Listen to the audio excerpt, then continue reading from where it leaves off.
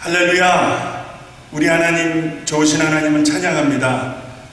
오늘도 하나님의 말씀을 사모해서 신령한 은혜를 사모하여 귀한 자리 함께 모인 우리 성도님 한 분 한 분 진심으로 환영합니다. 또 주님의 이름으로 축복합니다.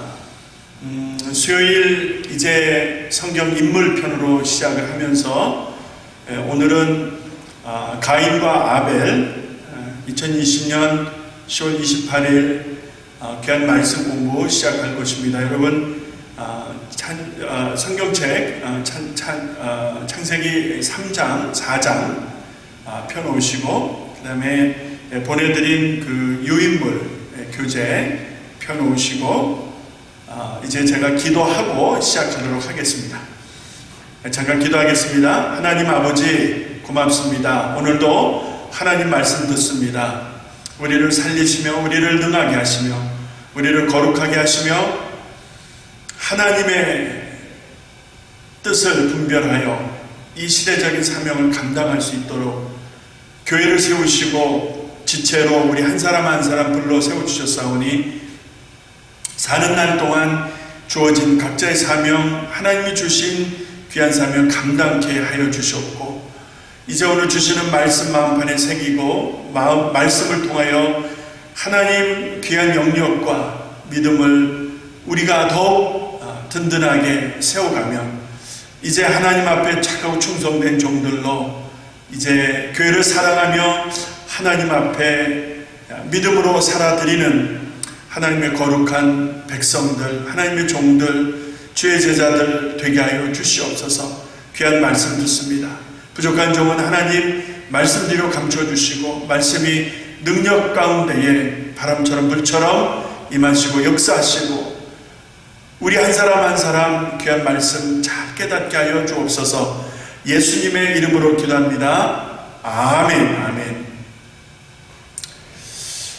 자, 지난 시간에 아담과 하와를 공부를 하고 이제 가인 아벨을 오늘 공부합니다. 이제 다음 시간에는 노아와 그 아들들에 대한 말씀 공부로 이어지게 될 것입니다. 자, 2020년 10월 28일 우리 가인과 아벨 편, 성경인물편 이제 서론 부분 들어가는 말씀 제가 잠깐 읽겠습니다. 여러분 눈으로 좀 따라오시기 바랍니다. 하나님께서 첫사람 아담을 하나님의 형상을 따라 지으신 후에 아담이 독차하는 것이 좋지 않았던 까닭에 돕는 배필을 준비해 주셨다. 가정을 이룬 아담과 그의 아내 하와가 이제 하나님께서 주신 말씀대로 생육하고 번성하라, 땅에 충만하라. 그리고 창세기 3장 16절의 말씀처럼 너희는 자식을 낳을 것이며 그렇게 말씀하신 대로 아담과 하와는 비록 불순종해서 동산에서 쫓겨나게 되었지만은 자녀를 낳으며 살게 되었던 것입니다.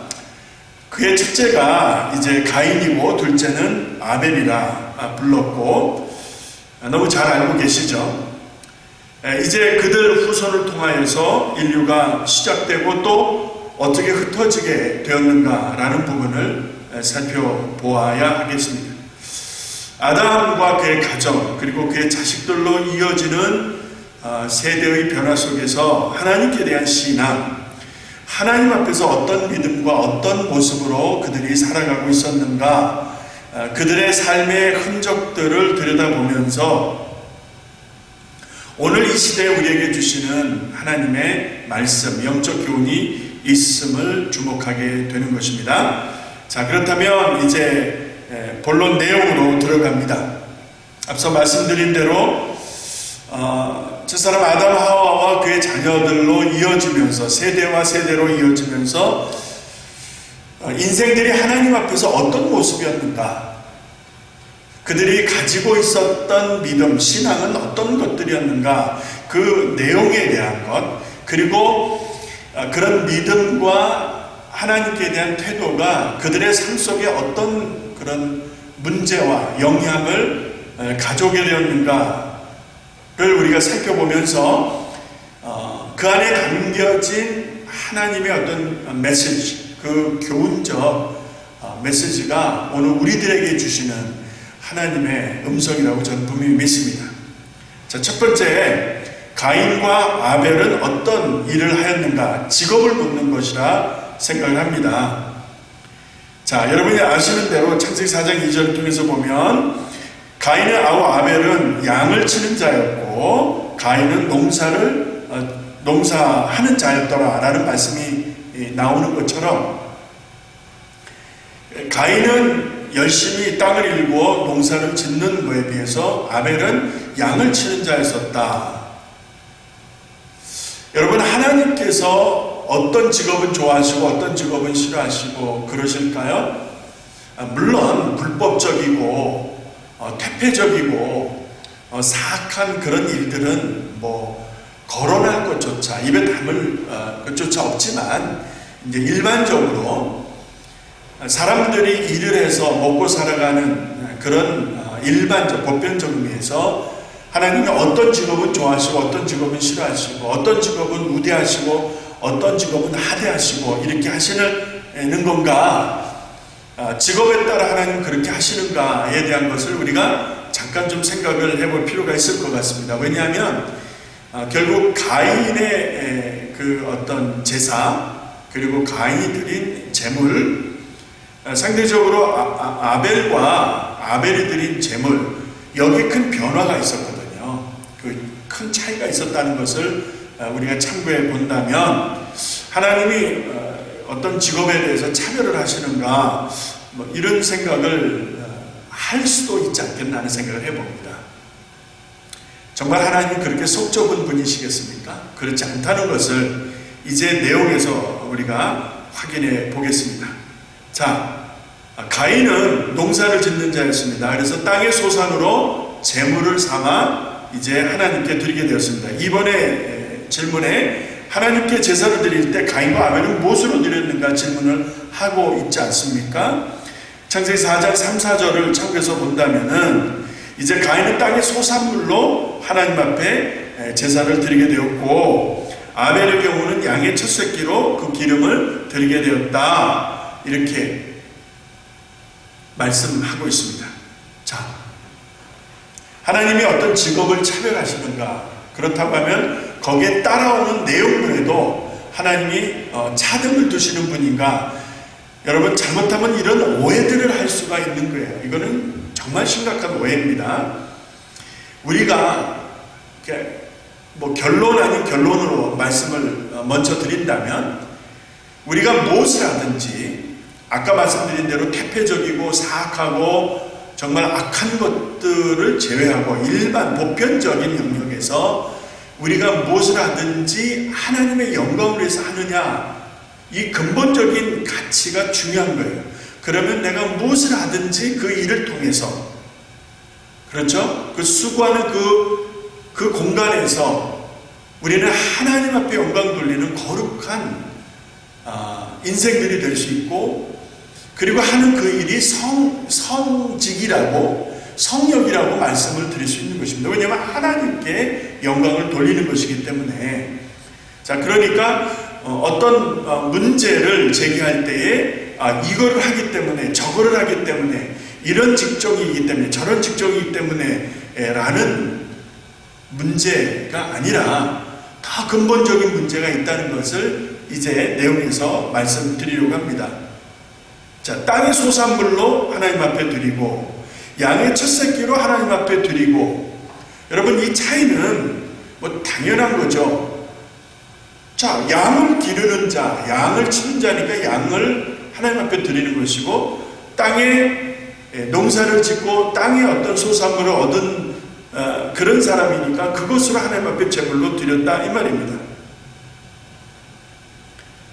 자, 여기까지 뭐 큰 문제가 없어 보이는 듯 합니다.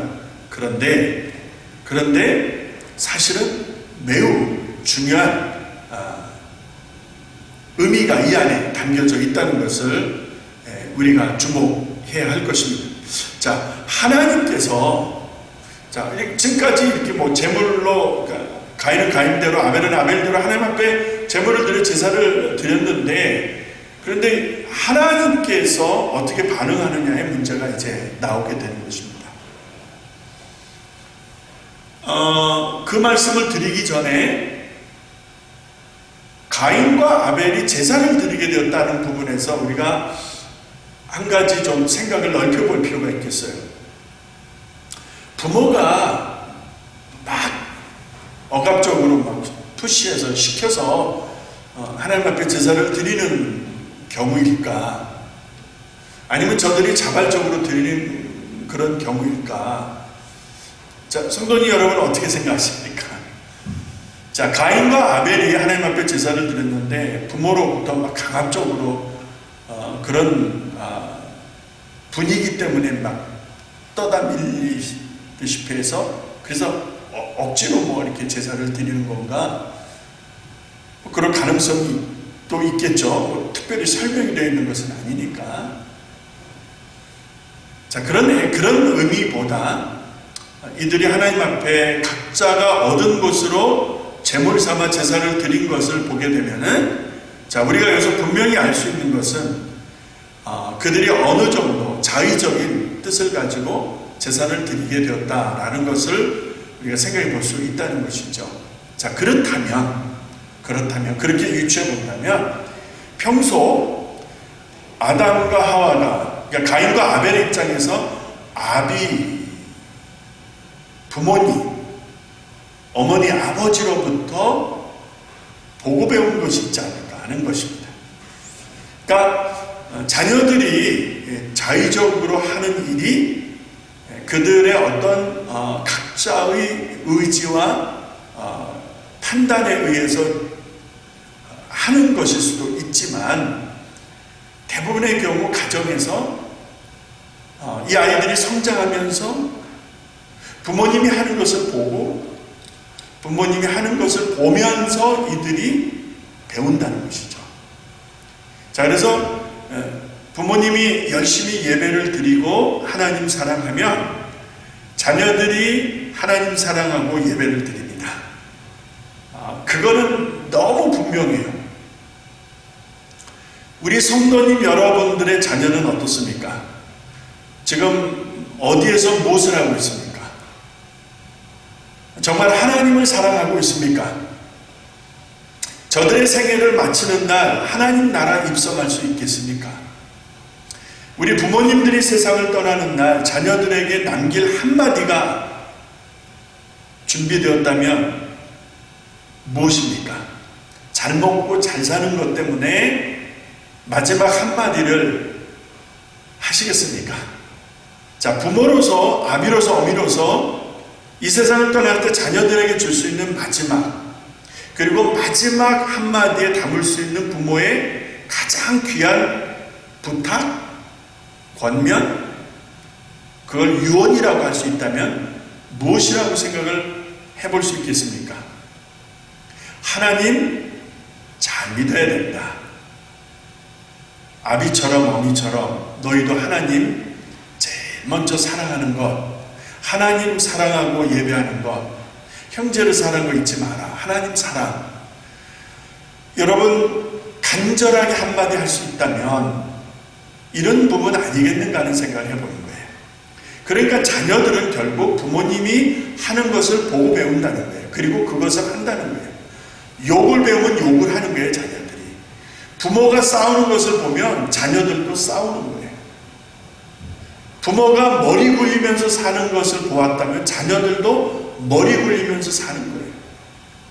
그러나 부모가 기도하고 말씀 읽고 하나님 사랑하며 정직하게 삶을 살아가고자 한다면 자녀들도 그것을 배우는 거예요. 그래서 아비가 성경 읽고 기도하면 자녀들도 성경 읽고 기도하는 거예요. 우리의 자녀들이 지금 어디 있느냐는 거예요. 많은 한인 교회들이, 아니 한국에 있는 교회들까지 포함해서 요즘 많은 교회들이 고민하는 것이 젊은 세대가 없다는 거 아니겠습니까? 공통적으로 뭐 여러 가지 이유들이 있을 수 있습니다만 우선적으로 우리가 생각해 볼 수 있는 것은 우리 1세대들이, 우리 부모 세대들이 그들에게 무엇을 보여주었는가? 참으로 예배하는 자의 모습을 보여주었던가? 참으로 하나님 사랑하는 것을 저들에게 보여주었던가? 내가 성경 읽고 말씀대로 살고자 하는 그런 삶의 모습들을 자녀들이 볼 수 있었던가 하는 부분들이요. 가인과 아벨이 제사를 드렸다는 이 부분이 저는 많은 생각을 해보게 되었던 것입니다. 부모로부터 배우지 않았겠는가. 하나님 사랑은 각자가 하나님 만나서 하나님 사랑하는 것을 하는 거지만 부모로부터의 영향을 받고 부모님이 보여주시는 신앙의 본을 따라 여러분 대단히 큰 영향을 받는다는 것을 우리가 고려한다면 어쨌든 지금 가인과 아벨이 하나님 앞에 제사를 드렸어요. 그리고 그들의 소산물로 이제 제물을 드리게 되었습니다. 자, 그런데 여기에 문제가 생깁니다. 3번에 보시게 되면 가인과 아벨이 드린 제사에 대해서 하나님은 어떻게 반응을 하셨는가의 문제입니다. 자, 가인은 가인대로 드렸고 아벨은 아벨대로 드렸어요. 양을 치니까 양을 드렸고 농사를 지니까 농산물로 드렸어요. 전혀 문제가 없어 보입니다. 그런데 하나는 하나님이 기뻐 받으시고 하나는 하나님이 기뻐 받지 않으셨다. 다시 말해서 거부하셨다라는 것을 우리가 볼 수 있습니다. 왜? 무엇 때문에? 이유가 뭐냐는 거예요. 우리가 예배를 열심히 드려요. 우리가 열심히 봉사를 해요. 열심히 주어지는 일들을 해요. 그래서 나는 했다 합니다. 나는 예배 드렸다, 헌금했다, 선교의 일을 했다, 구역 일을 했다 할 수 있지만 진짜 중요한 것은 하나님이 그것을 기뻐 받으셨을까의 문제이죠. 내가 드린 예배를 하나님 받으셨느냐에 확신이 있으십니까? 내가 선교회를 통해서 구역을 통해서 교회에서 주어지는 어떤 영역에서 불평 없이 열심히 감당했다면 그것을 하나님이 받으셨다는 확신이 있느냐에 질문을 드리는 것입니다. 왜냐하면 하나님께서 한 사람 거는 받았는데 한 사람 것은 안 받으셨다. 이게 문제라는 거예요. 이것이. 왜 이런 문제가 생겼을까? 하나님이 기름을 좋아해서요? 하나님이 양의 기름을 좋아하시고 양의 피를 좋아하시고 땅에서 나는 소산물로 드린 제물은 싫어하시고요. 고기를 좋아하시고 야채는 싫어하시고 그런 건가요? 여러분 그렇게 생각하십니까? 여러분 그렇게 생각하시는 분은 안 계실 줄로 압니다. 그러면 하나님이 아벨의 제사를 받으시고 가인의 제사를 받지 않으신 이유가 뭘까? 자, 창세기 4장 4절 후반절로 5절 후반절 요 말씀 눈여겨보시기 바랍니다. 여기에 답이 있어요. 창세기 4장 4절 말씀, 여호와께서 아벨과 그 제물은 연락하셨으나 5절에 가인과 그 제물은 연락하지 아니하신지라 라고 되어 있습니다. 자, 여기에서 눈에 확 들어오는 표현이 있어요. 하나님께서 아벨의 제물을 연락하셨으나 가인의 제물은 연락지 아니하셨다 이렇게 말씀하는 것이 아니라 하나님께서 여호와께서 아벨과 그의 제물을 연락하셨으나 아벨과 그의 제물이라는 거예요. 그러니까 아벨도 받으시고 그의 제물도 받으시고 상대적으로 가인과 가인의 제물이에요. 가인을 거부하시고 그의 제물도 거부하시고 받지 않으셨다는 거예요. 자, 어떤 문제가 있을까? 하나님이 고기는 좋아하시고 야채는 싫어하시고 땅에서 나는 것은 싫어하시는데 양의 첫 새끼 그 고기하고 기름 그 피는 하나님 기뻐 받으시고 이런 거는 아니겠지만 그렇게 생각은 아니하시겠지만 그렇다면 뭐가 문제일까?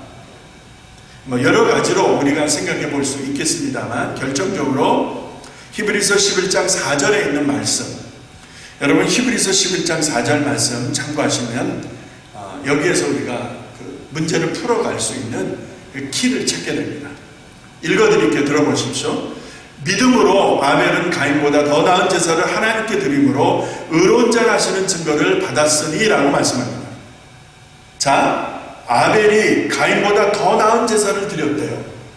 아니 똑같이 제사를 드렸는데 물론 이제 제물은 땅에서 얻은 소산물이고 양의 첫 새끼니까 제물의 내용은 다르지만 제사를 드리는 행위에 있어서는 똑같이 드렸는데, 자, 하나는 받으시고 하나는 받지 않으신 그 내용을 히브리서 기자는 더 나은 제사를 드렸다는 거예요. 더 나은 제사. 자, 그럼 더 나은 제사가 뭐냐는 거예요. 눈으로 보고 어떻게 알 수 있어요? 이게 더 좋다, 이게 더 나쁘다. 히브리서 기자는 11장 4절에서 믿음으로, by faith라는 단어를 쓰고 있습니다. 자, 믿음으로 드린 제사라는 거예요. 아벨이 더 나은 제사를 드렸다는 말의 의미는 믿음으로 드린 제사다 이 말이에요. 그러면 상대적으로 가인은 믿음으로 드린 제사가 아니다라는 것이죠. 자, 그러면 믿음이 뭐냐는 거예요. 믿음이 뭡니까? 여러분, 믿음이 뭐라고 생각을 하시면 믿음의 정의를 한번 내려보세요. 아, 우리 권사님 믿음 좋아. 아, 우리 장로님 믿음 좋아 했을 때 그 믿음 좋다, 믿음이 뭐냐는 거예요.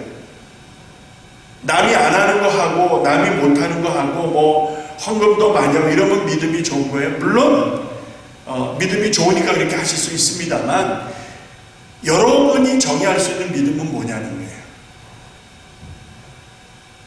여러분, 믿음이 뭐죠?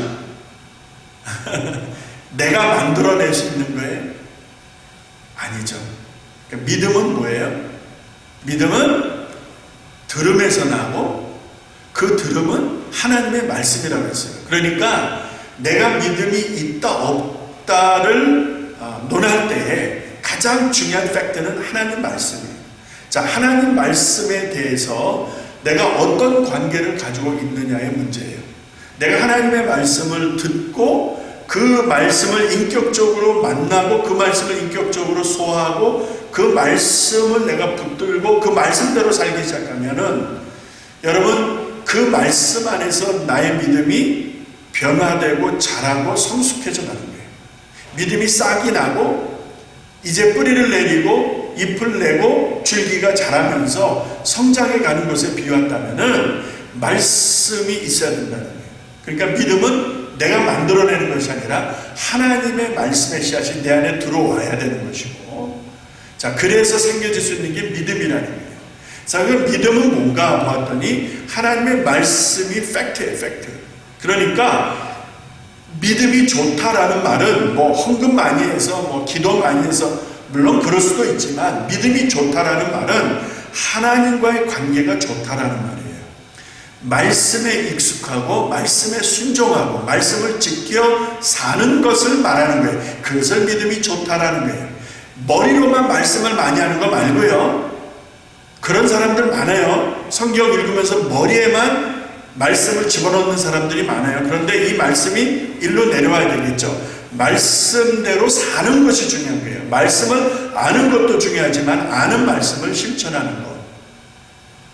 그래서 믿음이라는 것은 믿음이 좋다라는 말로 표현할 수 있고, 믿음이 좋다라는 것은 결국 하나님의 말씀이신 하나님과의 관계를 말하는 거예요. 그래서 믿음이 좋다라는 것은 주님과의 관계가 좋다라는 말이에요. 주님과의 관계가 좋다라는 말을 바꿔서 얘기하자면 믿음이 좋다라는 거예요. 그래서 여러분들이 앞으로 표현할 때 우리 권사님 믿음이 좋아라는 말은 뭐 좀 잘해서 열심히 해서가 아니고요. 정말 예수를 사랑하는 사람이라면, 정말 하나님 말씀대로 사는 사람이라면 그때 그를 가리켜서 그 사람이 집사든 권사든 장로든 목사든 그런 사람을 가리켜서 믿음이 좋다라고 말을 하는 것이 옳다라는 것이죠.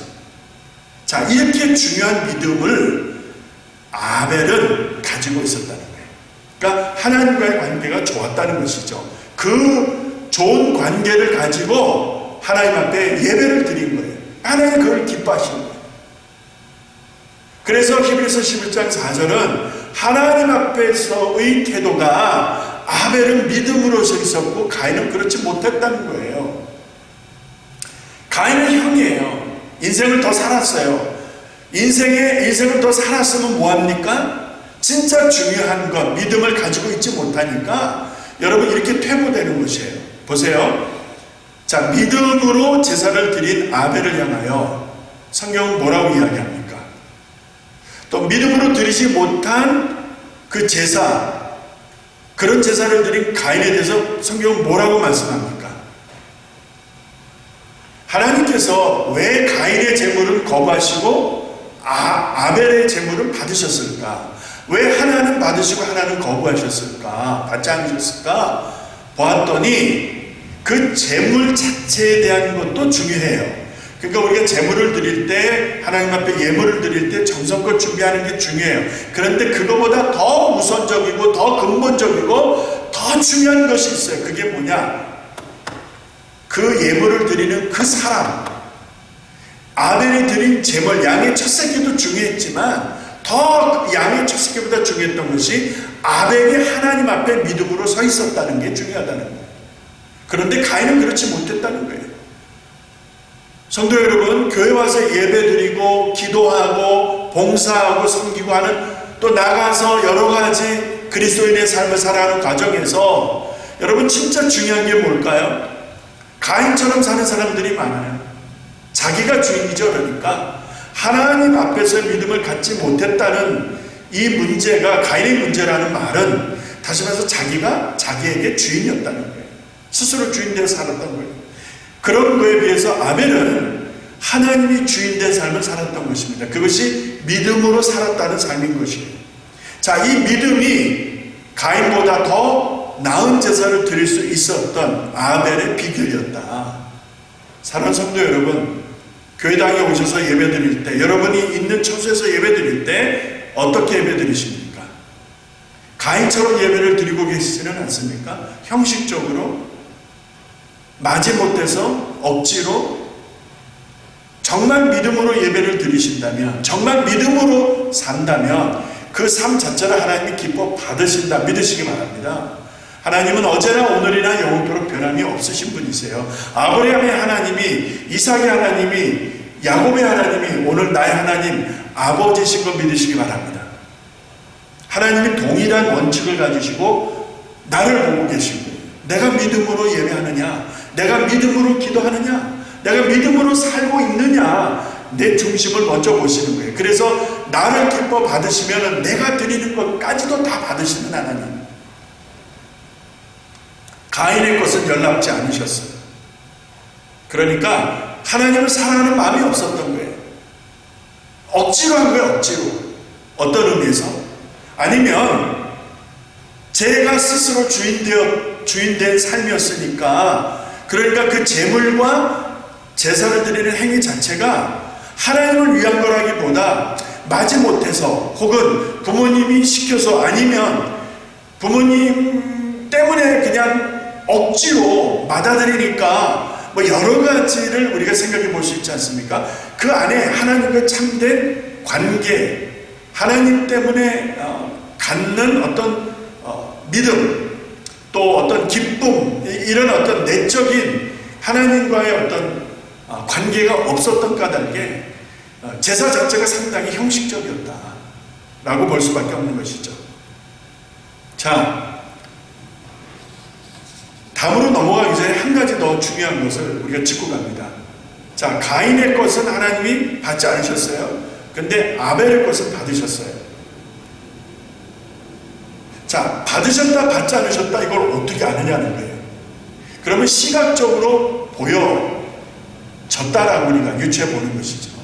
자, 시각적으로 아벨의 것은 하나님이 받으시는 어떤 역사가 일어나는 것이고, 가인의 것에는 그런 역사가 일어나지 않는, 시각적으로 그것이 확인 가능한 상황이 되는 것이죠.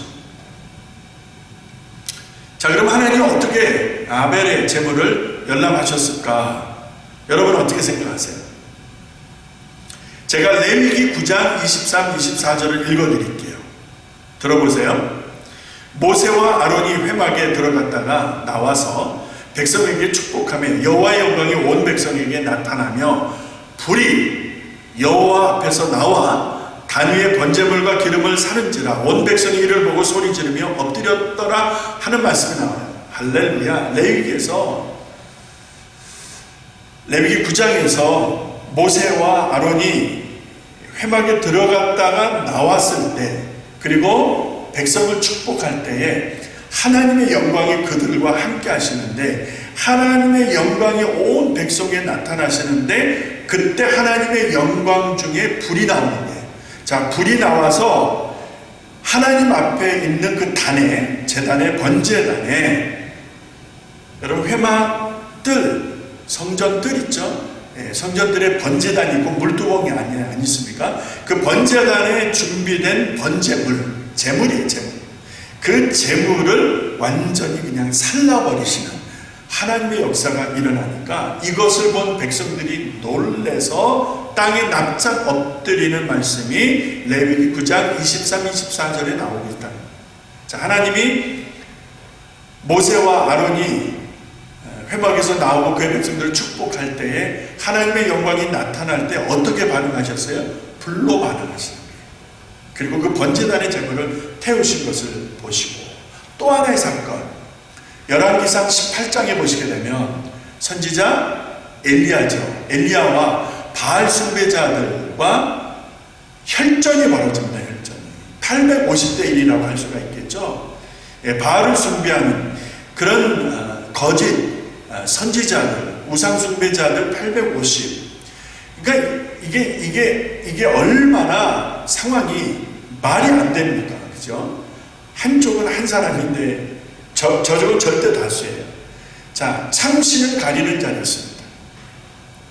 자, 이런 시간부터 저들은 몸에 상처를 내고 소리를 지르며 바락바락을 했지만 그들의 신 바알이 아무런 응답을 하지 않습니다.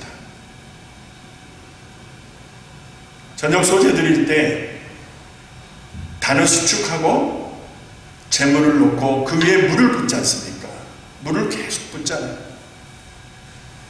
나중에는 그 또랑에 물이 흘러 넘칠 정도로 물이 막 그냥 엄청나게, 그냥 불을 당겨도 불을 붙이기가 쉽지 않은 것인데, 여러분 갖다 물을 부었으니 이제 사람의 힘으로는 불이 붙을 수가 없는 상황인 거예요. 그죠? 초자연적인 어떤 역사가 일어나지 않고서는 여기에 불이 붙을 수가 없는 상황인 거예요. 그때 선지자 엘리야가 엎드려 하나님 앞에 간절히 기도합니다. 지금 하는 일이 하나님 하시는 일인 것과 내가 주의 종인 것과 이 일을 통해서 하나님 영광 받으실 그 기도를 하나님 앞에 간절히 올려드릴 때에 하늘에서 하나님 무엇으로 응답하십니까? 불로 응답하십니다. 할렐루야! 그래서 그 번제단을 싹 태워버리시는 게, 그 또랑의 물까지 불이 다 핥아버리는 게, 다시 말해서 불이 물을 다 태워버려버린 거예요.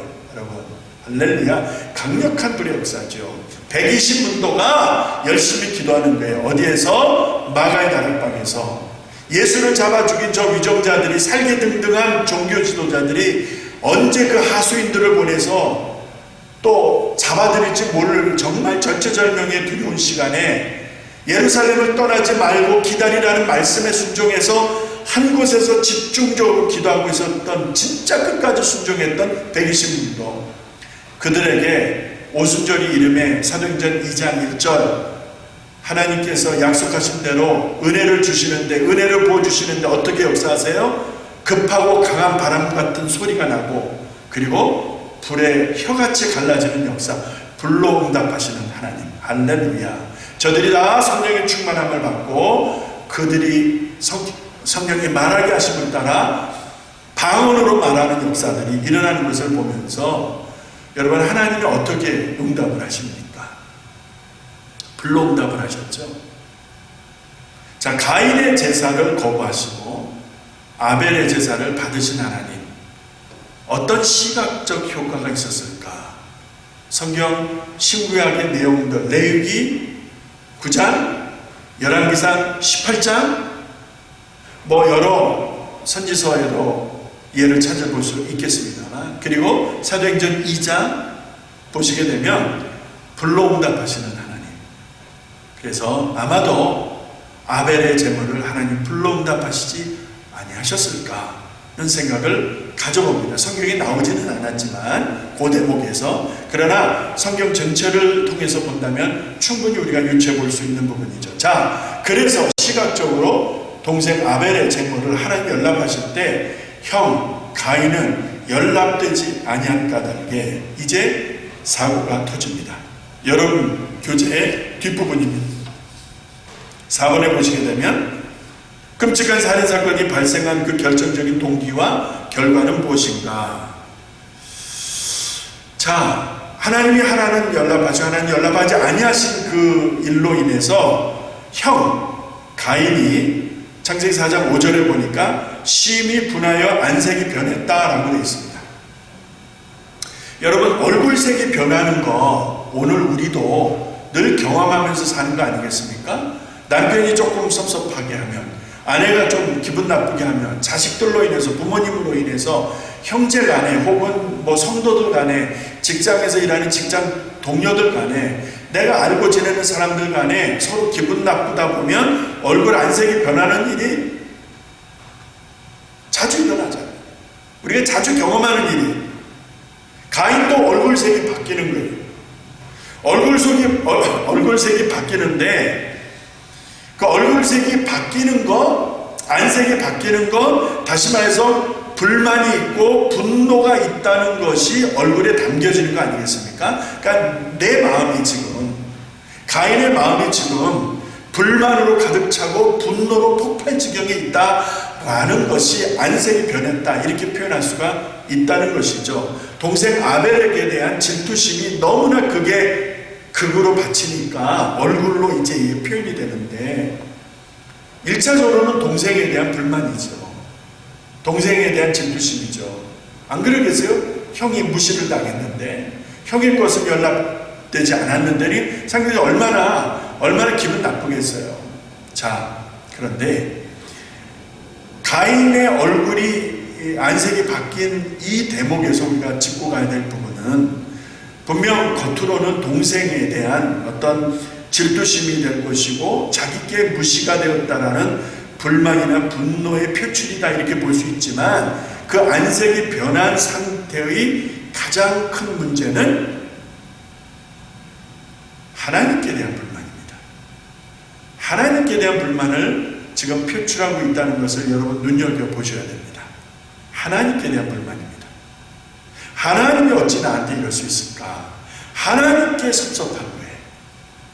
하나님이 싫은 거예요. 자기를 무시한, 동생 앞에서 자기의 것을 거부한 하나님에 대한 불만입니다. 그래서 이것이 참 중요한 거예요. 자, 동생에 대한 불만도 있지만 하나님께 대한 불만을 이제 표출하고 있다 보니까 안색이 변하는데, 자, 아까도 말씀드린 대로 이런 일은 가인도 경험했지만 오늘 우리도 심심치 않게 경험하고 있는 거예요. 늘 경험하는 거예요. 그런데 문제는 이것을 그대로 방치하면 안 된다는 거예요. 방치가 뭐죠? 그대로 두면은 안 된다는 거예요. 빨리 해결하는 것이죠.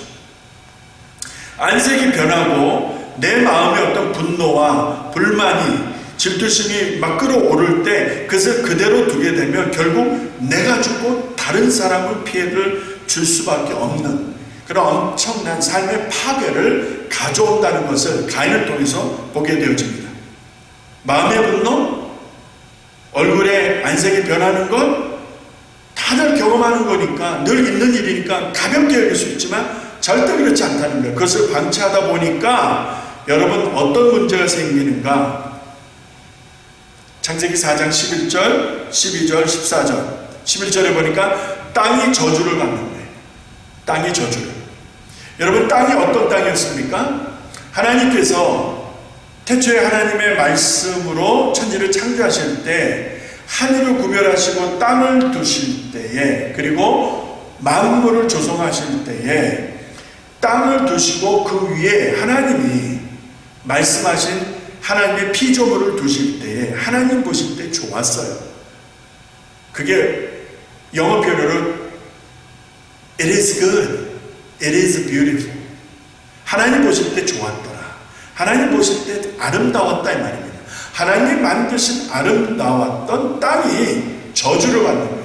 그래서 가시덤불과 엉겅퀴를 내는 거예요. 자, 아름다움을 상실하고 그리고 땅이 저주 속에서 가인의 그 살인과 분노와 불만, 그 다음에 어떤 질투심이 유발한 살인사건으로 인해서 땅이 저주를 받고 땅이 효력을 잃어버리는 거예요. 다시 말해서 땅은 가꾸고 심고 열매를 맺게 하고 그 소출을 얻어서 너와 내가 먹고 사는 거 아니겠어요? 그런데 그런 땅이 효력을 내어주지 않는다는 거예요. 땅이 고장나버린 거예요. 땅이 그 기능을 상실하게 되었다 이 말입니다. 누구의 잘못입니까? 왜 이렇게 된 것입니까? 가인에게서 그 원인을 찾아야 되지 않겠습니까? 더 심각한 것은 창세기 4장 14절에 보니까 주의 낯을 뵙지 못하겠고 땅에서 유리하는 자가 될 것이라. 땅에서 방황하는 자, 땅에서 방황하는 자. 여러분, 방황하는 자들 우리 주변에 많이 있잖아요. 마음을 정하지 못하고 이랬다 저랬다 방황하는 사람들 참 많아요. 왜 그럴까 보았더니 하나님의 얼굴을 뵙지 못하는 거예요. 하나님을 모른다는 거예요. 하나님과 정상적인 관계가 이루어지지 않기 때문에 방황을 하는 거예요. 정신적인 방황, 그렇죠? 삶의 어떤 영역에서 마음의 정함이 없이 방황하는 일들이 벌어지는 거예요. 왜? 하나님을 보지 못하기 때문에, 하나님과의 관계가 정상적이지를 못하기 때문에. 그래서 이 땅에서 마음 정함이 없이 이렇게 방황하는 일들이 이어진다는 것을 볼 수가 있습니다. 이 끔찍한 살인사건을 통해서 가인도 망하지만 가인의 범죄로 인해서 땅이 저주를 받고 그리고 그들이 하나님 앞에서 유리당하는, 다시 말해서 방황하는 인생이 될 수밖에 없게 된, 하나님의 낯을 배울 수 없게 된 그 결과가 더욱 참담하다, 더 큰 문제가 되었다라는 것을 보게 되어집니다. 우리가 미워할 수 있어요. 우리가 다른 사람을 싫어할 수도 있습니다. 다른 사람이 하는 일들이 마음에 안 들 수가 있어요. 그래서 비판할 수 있어요. 판단할 수 있어요. 그러나 그런 마음을 계속 가지고 있으면 어찌 됩니까? 내가 가인과 같이 될 수가 있다는 거예요. 정함이 없이 방황하게 되고 하나님과의 관계에서 그 관계가 소홀하게 되어지고 그렇게 그 결과가 어떻게 되면 그런 나를 통해서 다른 사람들이 피해를 보게 되고 오늘을 사는 가인이 될 수가 있다는 것이죠. 그렇기 때문에 안색이 변할 일들이 생길 때 그것이 어떤 일에 대한 불만이든 분노이든 섭섭함이든 여러분 그것을 빨리빨리 해결하시라 이 말입니다. 제발 마음에 가지고 있지 마세요. 누구누구 탓하지 마시고요. 누구누구 탓할 때에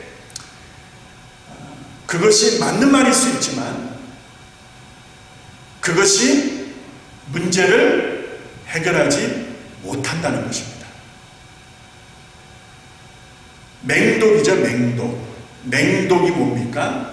조금이라도 이렇게 취하게 되면은 즉사할 수밖에 없는 맹독. 저는 가인과 같은 이런 상태, 안색이 변하고 불만, 분노가 표출하는 이런 어떤 내적인 상태, 이런 것들은 맹독에 비유합니다. 내가 죽습니다. 가인과 아벨 역사적인 사건을 통해서 오늘 우리들에게 어떻게 예배하고 있는가,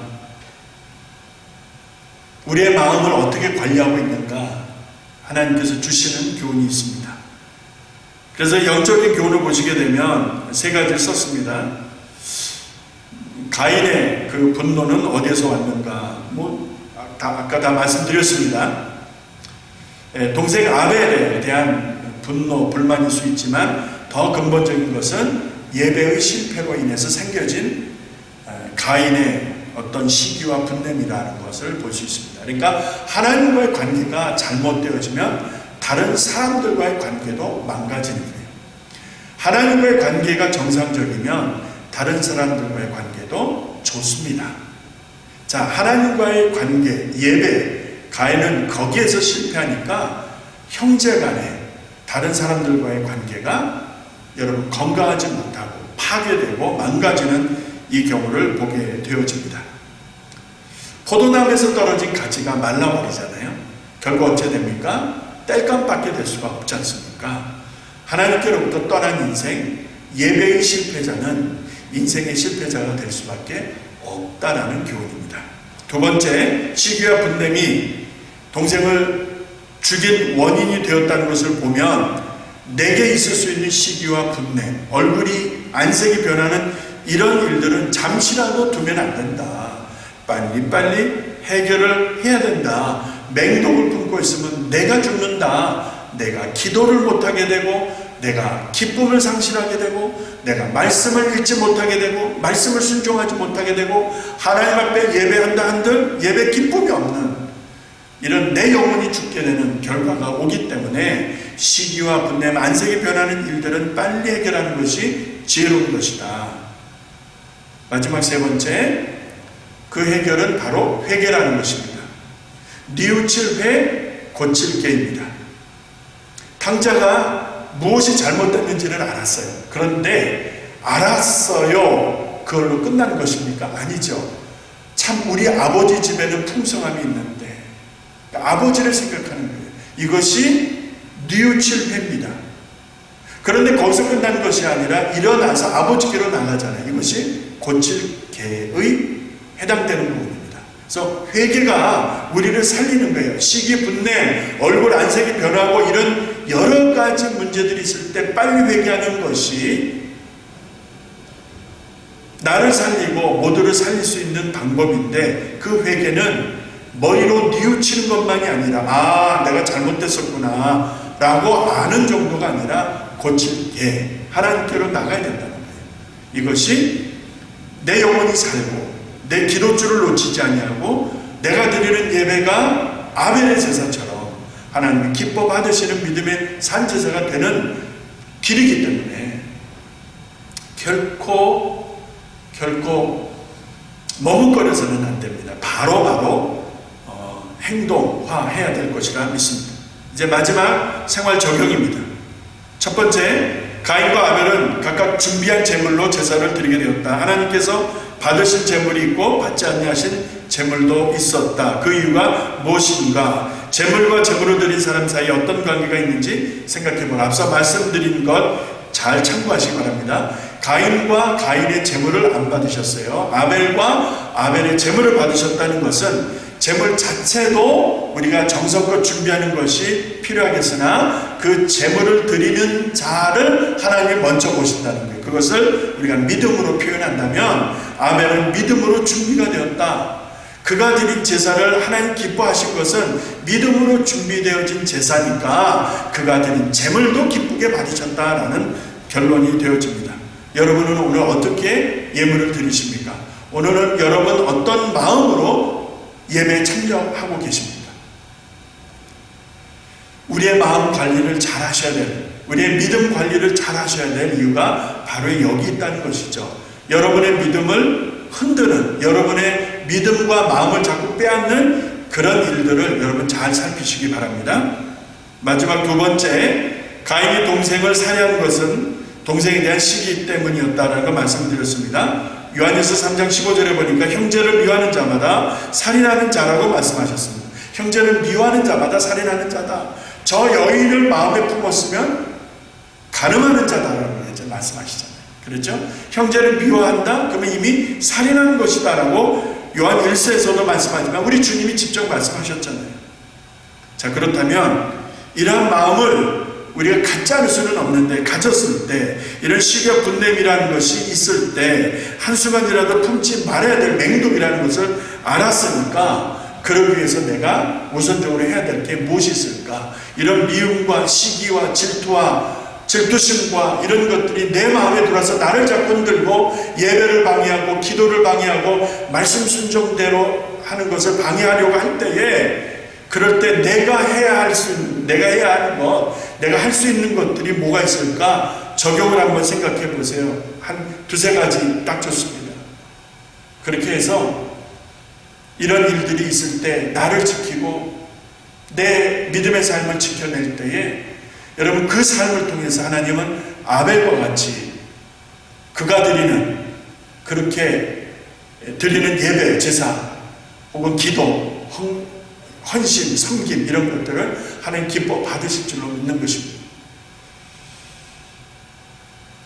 역사적인 인물 가인과 아벨을 통해서 오늘을 사는 우리들에게 하나님이 주시는 교훈이 있습니다. 코비드-19이라고 하는 전례 없는 어려움을 겪고 있는 이때에 여러분 정말 작은 감정이라도 이것을 소홀히 하면 안 됩니다. 어떤 감정이라도 영적 생활에, 믿음 생활에 방해하는 것들이 들어오게 되면 여러분 빨리 빨간불을 켜셔야 돼요. 그리고 기도하고 말씀, 그리고 예배하는 일을 방해하는 어떤 환경도 용납하셔는 안 됩니다. 빨리빨리 해결하시기 바랍니다. 그렇게 해서 우리의 삶이 아벨의 제사처럼, 아벨이 드린 그런 하나님 기뻐하시는 믿음의 삶이 될 수 있기를 간절히 소원합니다. 한 주간도 믿음으로 승리하시고 아벨처럼 하나님 기뻐하시는 예배 드리시고 아벨의 믿음의 제사처럼 우리도 그렇게 제사할 수 있는 한 사람 한 사람 우리 교회가 될 수 있기를 간절히 소원합니다. 제가 기도하고 마치도록 하겠습니다. 다음 주에는 이제 노아와 그의 아들들에 대해서 공부할 것입니다. 자, 기도로 준비해 주시기 바랍니다. 하나님 아버지 감사합니다. 역사적인 인물 가인과 아벨을 통해서 하나님이 주시고자 하는 오늘 하나님의 귀한 교훈을 듣습니다. 아버지 고맙습니다. 저들을 통해서 말씀하시니 하나님, 시기와 분냄 또 질투심 우리 속에서 없을 수는 없지만 그러나 그럴 때마다 빨리빨리 속히 해결해서 그런 맹독이 나를 죽이고 나의 기도의 줄을 끊고 예배를 방해하고 형제를 미워하게 하고 봉사를 게을리하게 하고 사명을 게을리하게 하는 이런 우를 범치 않도록 하나님, 내 속에 일어날 수 있는 이런 여러 가지 잡다한 감정의 문제들 하나님 믿음으로 잘 소화하고 승화하고 변화해서 아벨처럼 하나님이 기뻐하시는 예배를 드리고 제사를 드리고 우리의 기도와 우리의 삶이 하나님의 연락하실 수 있도록 우리의 믿음 지켜갈 수 있게 하여 주옵소서. 감사합니다. 힘든 삶의 현장이나 이 한 주간도 승리 있게 하시기를 간절히 원하올 때에 예수님의 이름으로 기도합니다. 아멘. 감사합니다. 한 주간 또 승리하시기 바랍니다.